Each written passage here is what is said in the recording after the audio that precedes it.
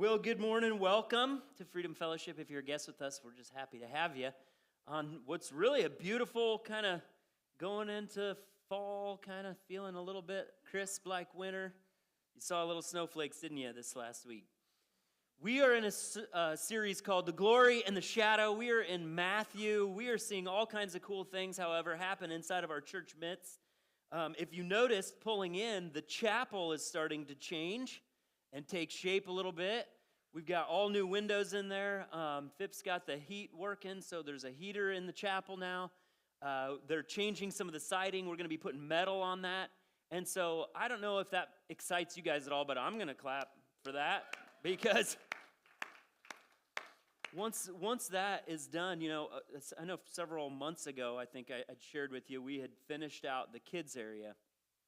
And I'd said this was the last open square footage that was afforded to the church for ministry, and we had just opened that up, but I was wrong, because the chapel, once we open that up, will be the final square footage that when God entrusts you with something, you use it for His glory, amen? I hope you see that in your own family and home. When He entrusts you with something, He wants you to use it for His kingdom work. Kingdom work doesn't always have to be this huge, big, fanciful thing. Kingdom work happens in your homes, doesn't it? Kingdom work happens in your workplaces. And certainly kingdom work ought to happen at a church facility when God gives us these things to use for Him. And so once we open that up, we'll be using it for kids ministry or student ministries. We're going to also kind of make it multi-purpose, so it'll be kind of like conference room style, and people will be able to use it. Then once we open that up, that'll be the last really square footage that we have in this building and in this place to be used for God's glory. I just love it. For me, I'm pumped about that. Dale Erickson had stopped out the other day, I think it was Friday, and we were chit-chatting a little bit, and we walked through the chapel, and we're just praying. We're praying that thing so much right now, praying that God would just do His work there. I know at Lighthouse, the weekly meal just keeps growing. Tuesday after Tuesday, so many blessings and business people. I was talking with Pastor Jeff this last week about he'd run into somebody and somebody says, "Oh, you're the Tuesday guy that buys up all the food at Fairway on Tuesday." And they had a conversation, and just sufficient to say that people continue to jump on board when they see that God is in the midst of the work. And they want to be a part of that. And I think for us, this is celebratory. This is like, amen, God. Yes and amen. Keep doing it. All that and more, God. As He'd work in people's lives and conform them to the image of His Son, that people would be changed. The Way had the opportunity this last week. They went shopping together, a bunch of young adults, and bought a bunch of supplies and different gifts and put them in shoe boxes, and those shoe boxes are already sent out. Amen? Cole and Melissa know someone whose life was literally changed in another country. They gave their life to Christ because they got a shoe box. They know them personally. I think it was in college that they met them. And so they continue to carry that forward. And we're prayerfully hoping that God would change somebody's life there. I hope that, guys, when we gather together as a church family, I hope that you're encouraged by the things that you see God doing in the midst of your brothers and sisters in Christ. And then also that you're constantly challenged, that you're constantly asking the question, God, what would you have me do? And that you're not always just shooting for the stars for some big event, but instead what you're doing is you're just trying to, I want to be faithful today. I want to be faithful today. This month of December, we're going to do a series called Let There Be Light. The whole idea that we're talking about through December is light. God said, He spoke, and when He spoke, His first words were, let there be light. And that God would make us instruments of light in our communities. We're going to do ornaments and cards and Christmas cookie decorating and breakfast and the kids program, all kinds of fun stuff. Today we're going to be in Matthew. Let's pray as we jump into that text. Lord Jesus, I thank You for this wonderful morning. And I thank You, Lord, that You, Jesus, I think about when You walked around on the earth preaching big words and you just stop and you say, you have eyes, let them see. I think most of the people had eyes that heard that. What were You talking about? You're asking them to use spiritual eyes to see. Father, You would say, you have ears, let them hear. And you're talking about spiritual ears. And Father, I pray that when we gather in the midst of the believers, that we would have eyes to see the things that You're doing, ears to hear. and a heart, Lord, that would be strong enough when yoked to you and bound to you, that we would be strong enough, that we would have the tenacity enough to do what you're telling us to do. And that's hard, Lord, but with you, all things are possible. Father, I thank you for my church family this morning. I thank you that we look forward to the Christmas time of year. Everybody's going to pack their lives with hustle and bustle, and Father God, I'm going to ask that we just keep looking up to the light, and that you would conform us, Lord Jesus, to your image. In Jesus' name we pray. Amen. We're going to wrap up Matthew chapter 18 today, and my reminder to you is the book of Matthew is outlined in 5 different teaching opportunities of the Lord Jesus Christ. 5 different teachings. It's not assembled in a linear pattern, beginning, middle, end. Instead, it's assembled in these teaching moments that Jesus had. Between the teachings, you had Jesus just doing ministry. So he would teach and he would talk and he would preach, and everybody was in awe because he preached as one with authority, and they're like, man, isn't this the carpenter's son? And we think we know his family, but he seems like he's bigger than that there's more to him than that. And then what he would do is he would live exactly what he was talking about, wouldn't he? And he'd go out and he would do miracles, and he would continue to share, continue to teach the gospel, but you would see it in live action. Matthew chapter 18, we're going to be looking at the end of the teaching, and we're going to just jump in at Matthew chapter 18, starting in verse 15. We're going to read down through 20, and then we'll jump through the last half of it on forgiveness a little bit later on as we get into the sermon here. Jump into Matthew chapter 18, verse 15. If your brother sins, does that ever happen? Maybe. Yes. Go and show him his fault in front of everyone. Nope, didn't say that. Go and show him his fault in private. If he listens to you, you have won your brother. I got so much to say. But if he does not listen to you, take 1 or 2 more with you, so that by the mouth of 2 or 3 witnesses, every fact may be confirmed. If he refuses to listen to them, tell it to the church. If he refuses to listen to the church, even the church, let him be to you as a Gentile and a tax collector.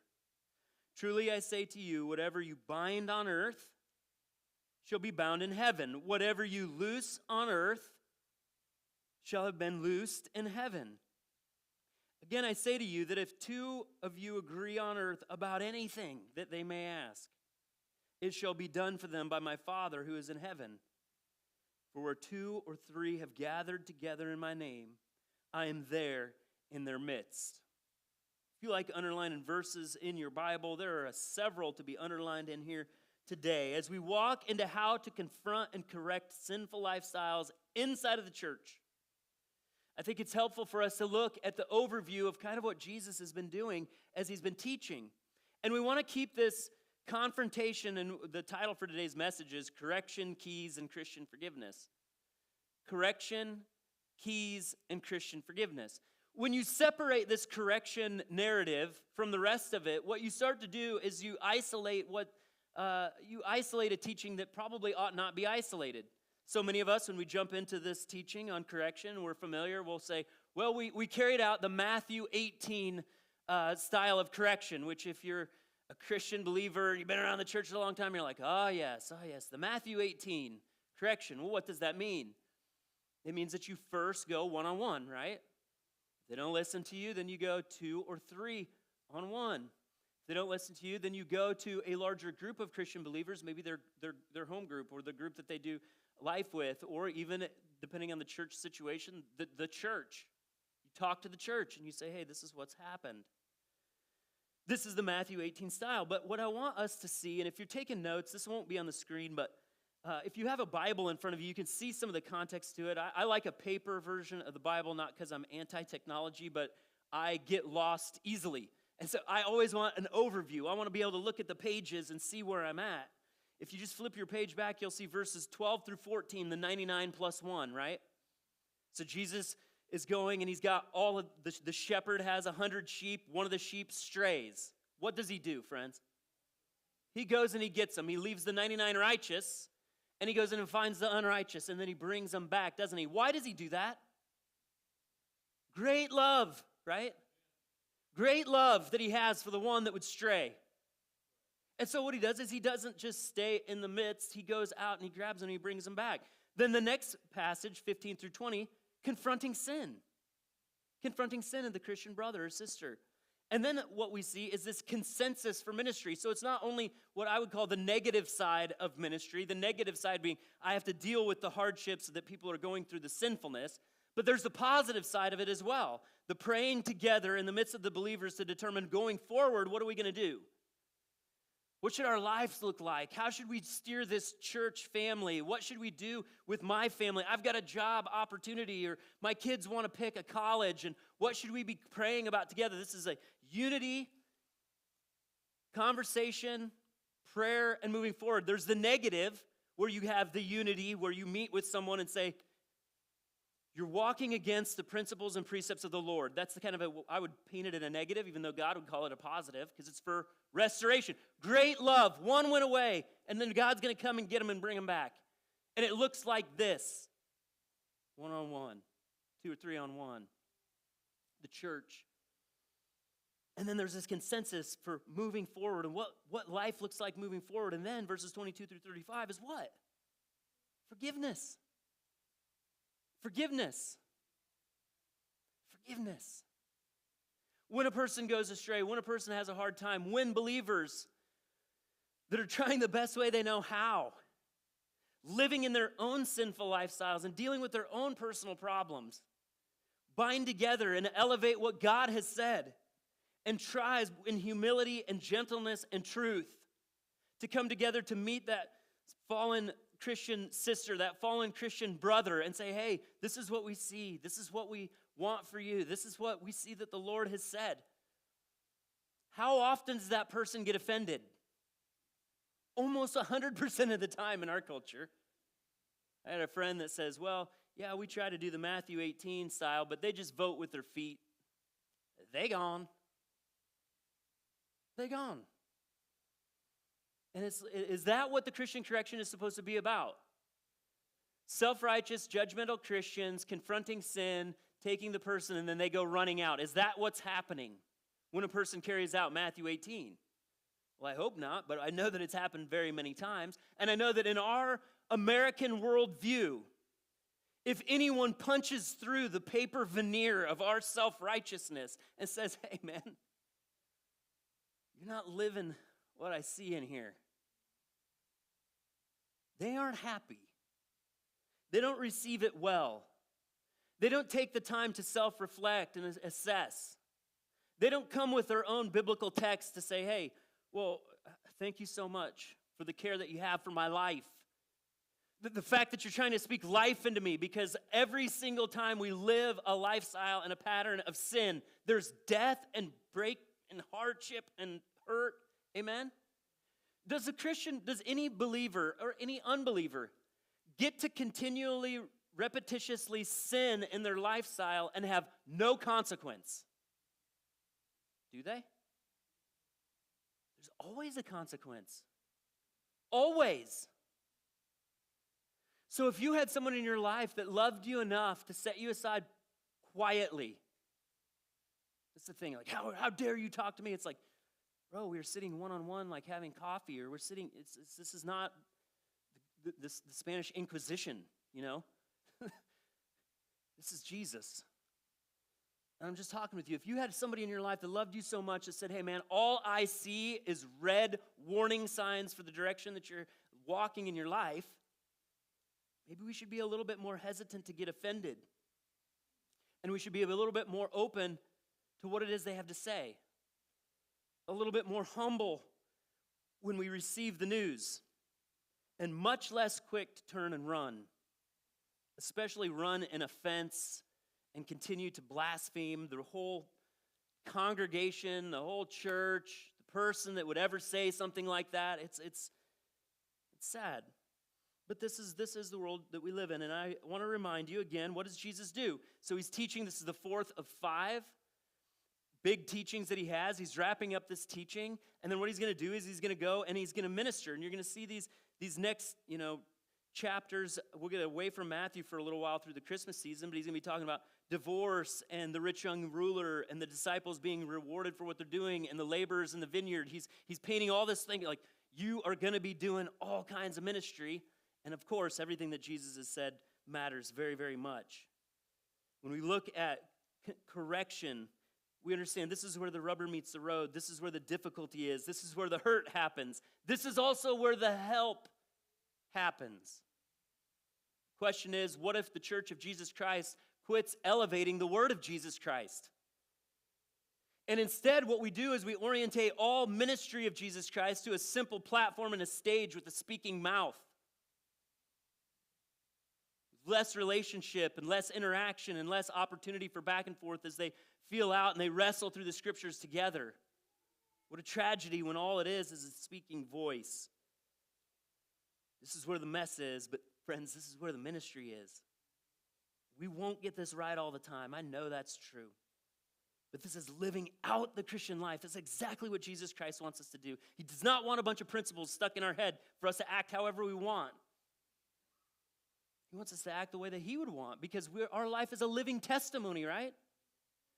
When we live a life that is in staunch contrast to the written word of God and the Holy Spirit that he's put inside of us, it mitigates the light. It mitigates the power, doesn't it? Moving forward, they say, let me tell you about a God who forgave me of all my sin. And you think, well, okay. All I know is you go around hurting people with the crazy lifestyle that you're living, and we want to live a life of sanctification, of holiness, of being set apart for God.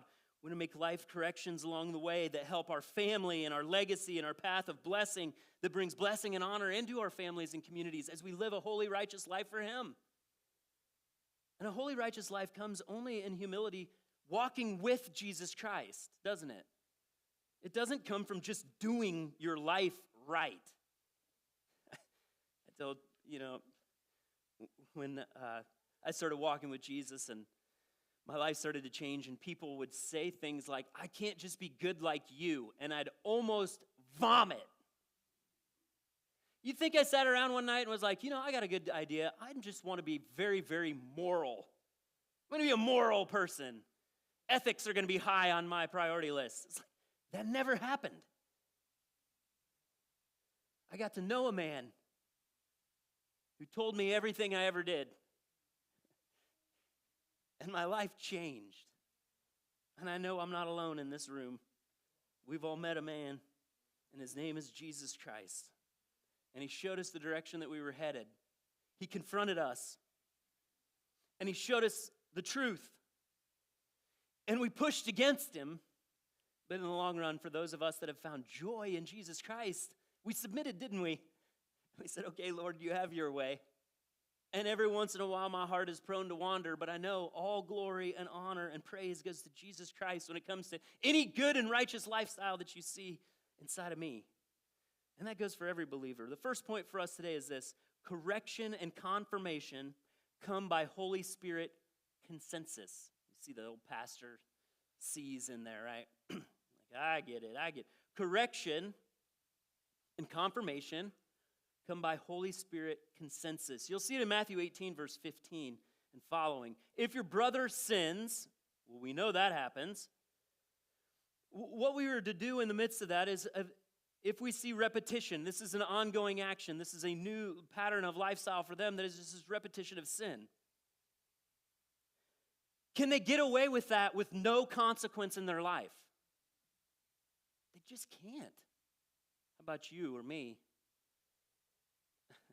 Billy Graham, when he's preaching, he always says, be sure your sins will find you out. That's the Bible text, isn't it? I've heard him say that dozens of times over the years listening through his sermons. Be sure your sins will find. If your brother sins, yeah, that happens. Go and show him his fault in private. And if he listens to you, you've won him. But if he does not listen, take one or two more with you, so that by the mouth of 2 or 3 witnesses, every fact. Is that every opinion about what's going on? No. No, every hunch, well, I have a hunch. I've been watching from I have a hunch. No. That every fact may be confirmed. Well, let's look at this idea of correction. How is it that we know what is right and wrong? How is it that we know as Christian believers what needs correction and what doesn't? How do we know when to confront and when to overlook the sin? Is it just how we feel about it? No. Sin is not a matter of our own opinion. Sin is an action against God's opinion. I've got a slide here that's just kind of a subpoint. Christian correction rests on God's opinion.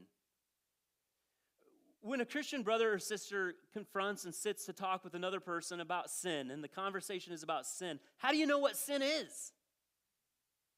The Bible, right? It's God's opinion. Sin isn't the thing that I just don't like.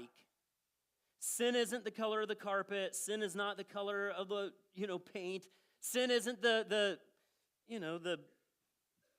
kind of jeans that I'm wearing or whatnot. Sin, that's not sin, that's opinions. Sin is what the Bible talks about. Sin is God's opinion. Christian correction rests on God's opinion. There's never a time that there should be confrontation unless there is sin.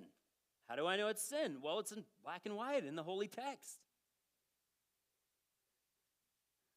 And God's opinion can be known by God's word and God's witnesses. This is another thing. Well, that's just your opinion.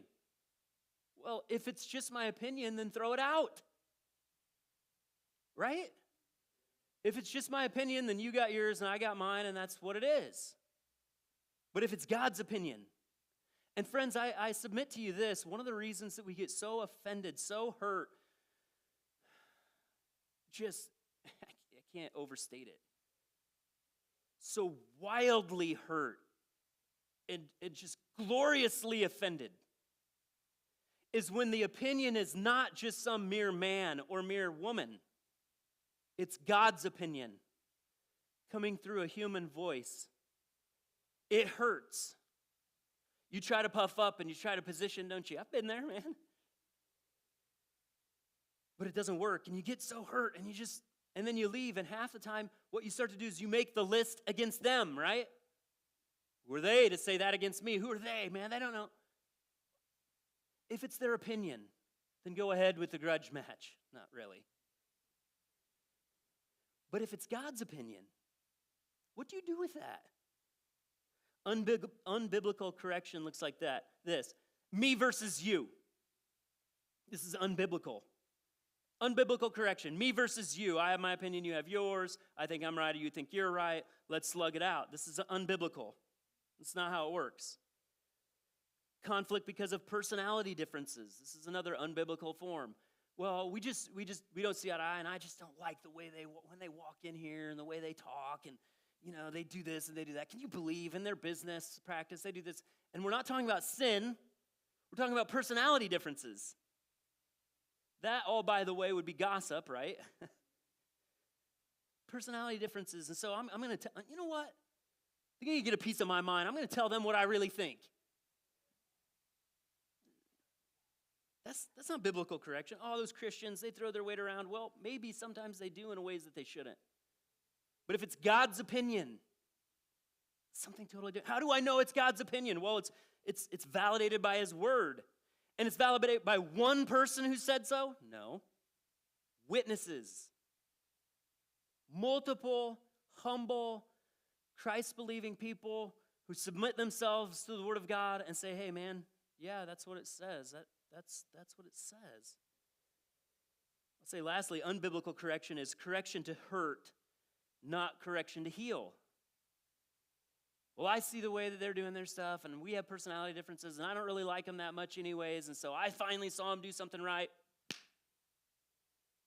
I need to hit them. I need to let them know what I really think. Correction to hurt.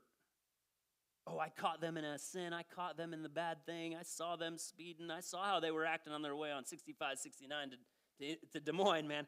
Every time that I drive up, there's something crazy going on.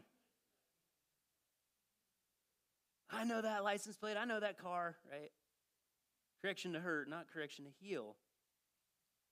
In my life, I've shared with you guys before that unbiblical correction I talked with you about in Bible college. I had the guys after classes and stuff that confronted me about my Christian necklace, right, my cross necklace. And so they confronted me. There was a confrontation about my sin because I was cross-dressing. I was wearing women's jewelry, but it was just a cross necklace, right? So that was the confrontation. And it's like we had a conversation about women's jewelry and my apparent cross-dressing in the situation. It's like, whoa, pump the brakes. Let's talk this, right? But we can take it to the Word. This is an unbiblical confrontation, right? It's like, oh, this whole thing falls apart. Never mind that I did get fined $5 and I had to pay my fine. But biblical correction, I don't know if I've shared this story. I won't get long-winded on it. We're always short on time. But when I was in college, up at Trinity in the Illinois, north of Chicago, Deerfield area, we had what they called a suite. So there was a shared living room, a shared bathroom, and then 4 dorm rooms, right? So all the guys be hanging out in their living room, carrying on, doing stuff. Sometimes you'd have a couple guys in their rooms doing stuff, but we're sitting there and somebody says something about one of the guys that lives in the suite. And they kind of laugh. And somebody else maybe dog piles on a little bit. And then I jump on, systematically mocking one of the guys that was a part of our suite, making fun of him. I won't get detailed about the things specifically that I was making fun of. And that's what I did. Sin against a Christian brother. And I'll tell you what happened. He poked his head out of the room right next door. He looked at me with tears in his eyes. He went right back in his room. And so I puffed up a little bit. It took me totally off guard. I didn't know he was there. Would I have said it if I knew he was right there? No, I would have acted all nice. No, I had to say it behind his back. And I sat there, and a couple of the guys they looked over at me, knowing what just happened. They said, "You need to talk to him." 2 or 3 witnesses right there. What should I do? It's no big deal. You were there too. You laughed. Friends, it's never fun when you get confronted with your own sin. When it wasn't just those other 2 guys' opinion about telling me I needed to go talk to him, but they were representing the Lord. They were his mouthpiece. They were his servants. They were his messengers. Should I have puffed up against them? God forbid. God forbid. Matthew 18:16 is a quotation from Deuteronomy 19:15. Jesus is telling his disciples something that had been that way for a very long time. Deuteronomy 19:15 says, "A single witness shall not rise up against a man on account of any iniquity or sin which he has committed, but on the evidence of 2 or 3 witnesses, a matter shall be confirmed." I will tell you that I went in and I apologized to that man. And I apologized in tears because I don't know if I've ever been caught in a sin so fast and confronted so quickly. It was right, but I'll never forget it. It hurt. I literally got down on my knees. I said, "Brother, I have sinned against you. I was wrong, and I was wrong." Friends, this is not to destroy the person. This is to see the glory of God carried out in their life. And as I've said several times already, what if we don't? What if sin goes unchecked?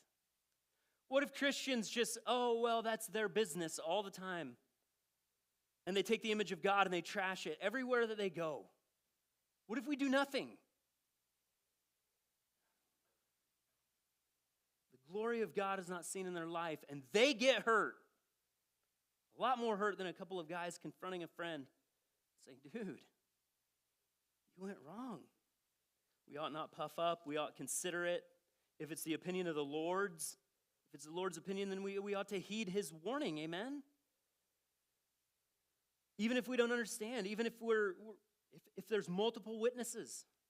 What if he even refuses to listen to them? It says that it kind of progresses to the people around them that know them, the Christian Christ followers? And how is it that you are to treat the person if they don't respond, if they don't listen, if they don't do anything? Matthew 17, if he refuses to listen to them, tell it to the church. And if he refuses to listen even to the church, let him be to you as a Gentile or a tax collector. How do you treat the person? You treat them like a Gentile, right? They puff up. They say you're wrong. They say, I can't believe it. You've got a couple people who everybody's in agreement. Then as you're going the wrong way, they say, I don't believe it, and they take off. How do you treat them? You treat them like a tax collector or a Gentile. Well, how do you treat them? I think it's so funny that Matthew, of all people, would write this. What was Matthew's vocation before following Jesus? The tax collector says, treat him like a tax collector. What does that mean? You treat them like they desperately are in need of Jesus Christ, right? How does the church treat an unbelieving group? How does the church treat a generation that's against God? You love them with an everlasting love. You treat them with the gospel. You share with them what restoration would look like. You continue to show them love and kindness. But I'll tell you this, you really don't treat them like a Christian, because a Christian would get confronted in it, and a Christian would be called forward. Friends, we do not treat them with hate, animosity, and this is usually what happens. So a person disagrees, the person takes off, and then what's the church is like, oh, that person, man, we were right, and they were wrong. And is that how you treat a Gentile? A non-believer? Is that how you treat a tax collector? No. No, you should be treating them with evangelism. In your life, let's make it more personal. Are you in agreement with God in the way that you live? Is there correction that needs to happen? Correction, confirmation, and Holy Spirit consensus. This isn't just their opinions, it's the Holy Spirit. Let's look at the next thing here. Keys to the kingdom are given to believers that agree. I love this part. So there's the negative part. That's the pins and needles part. Then there's the positive part. Keys to the kingdom are given to believers that agree. Matthew 18:18. Truly I say to you, whatever you bind on earth shall be bound in heaven. Whatever you loose on earth shall be loosed in heaven. And again I say to you, if two of you agree on earth about anything that they may ask, it shall be done for them by my Father who's in heaven. For where two or three have gathered together in my name, I am there in their midst. We love this passage because this passage reminds us that unified believers are powerful. Very, very powerful. The keys to the kingdom. And I phrase it that way because Jesus is again quoting something that we've already heard in Matthew chapter 16, just 2 chapters ago. Jesus talking to the disciples when he's talking to them about what it means that he's the Messiah, and he's talking to Peter, and there's the interaction about who do the people say that I am? Oh, you're the Christ, the Son of the living God. Matthew 16:19, I will give you the keys of the kingdom of heaven. How many people have teenagers? Teenagers? And you give them the keys? It's a nerve-wracking point, isn't it? They get to that point where they're about to drive, and you're like, here's the keys. It's always a moment, isn't it? It's not so cool. You don't have the metal key anymore. It's like this plastic fob. It's like you just gave them another device. But here's the keys. You know, Jesus gave us the keys. He says the keys to the kingdom right here. And whatever you bind on earth shall be bound in heaven. Whatever you loose shall be loose. How do you know if you're doing the right thing? When believers are unified and they have this holy text and they look at it and they all confirm that's what God's saying. That's who God is. That's what he's doing. And so then they pray, don't they? Holy Spirit of God, would you guide us in this decision? Would you help us moving forward? This is what we think that we ought to do as a church family, as we ought to do as a personal family, whatever it is. God is in the midst of it. How could you say anything other than that? This isn't fanciful. Some of you guys have had teaching where some very charismatic person just started naming and saying, oh, the God is going to loose this, and he's going to do this and do that. Can I tell you that should be fact-checked against the Word of God and believing witnesses that understand the Word of God and say, is this what God is doing? Right? This relationship with Christ is an autonomous relationship that we come into relationship with him, but then it is very communal in that together we march forward. Keys of the kingdom are given to believers that agree. In our church, this is so amazing because we see this happen very often. What are some examples of this? Purchasing the land next door. It wasn't one fanciful person that's like, man, I got a vision that we're going to do this and God's going to do that. That's not always bad, by the way, but it needs to be fact-checked according to the Scripture. The positive affirmation of multiple believers who know the word moving forward in unity. So how do we do that? Well, we get with the elders. This is what I'm sensing. This is what I'm seeing. These are the opportunities in front of us. What do you guys think? Let's pray. It's, so many people turn pray into like this holy writ, It's like, oh, well, we should pray now. No, we need to talk to God. We need his direction. It's a functional component of the Christian life. And so we pray and we move forward. Hiring Pastor Cole, it was another opportunity for us. It wasn't one charismatic individual who just says that they're going to do it and then they take off. How about in your life? When you make decisions moving forward with your life, when it comes to your career, selling your house, buying a new car, again, with your kids, decisions with your kids in sports.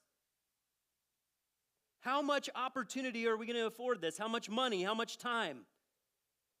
Let's ask some other believers in Christ and let's sit down together and measure, are we upholding the values of God's holy word?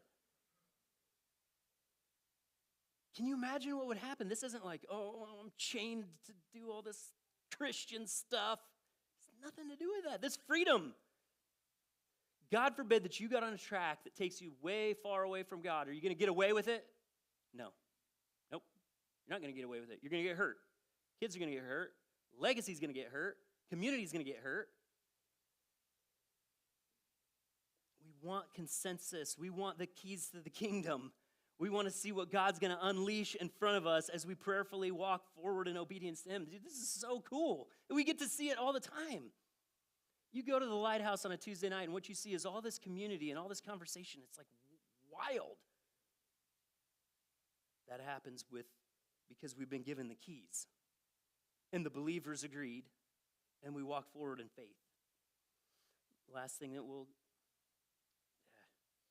save it. Let's have everybody stand up as we wrap up in prayer. Lord Jesus, we thank you so much for who you are.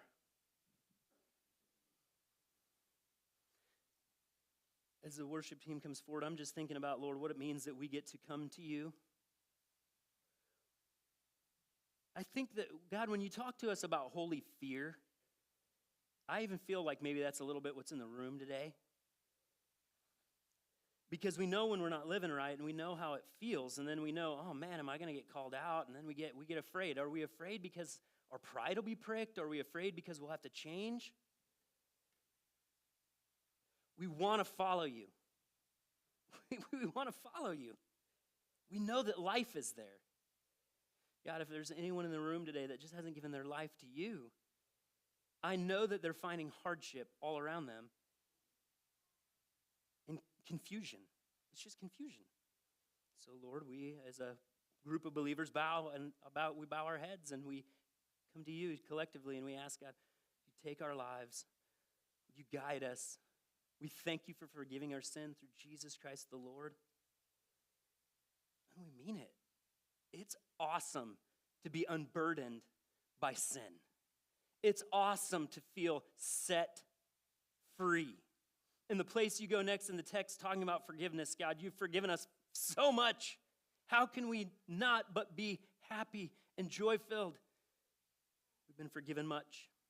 So, Lord, we love you as a faith family. We're going to sing praise to you because you're worthy of all of it and so much more. And as we go into the Christmas time of year, and we go into even this week with Thanksgiving, we thank you because you've done so much. We thank you because we see you. We thank you because you walk alongside of us. We thank you because you lift our weary heads and beckon us come. We love you, Jesus, and it's in your name we pray. Amen.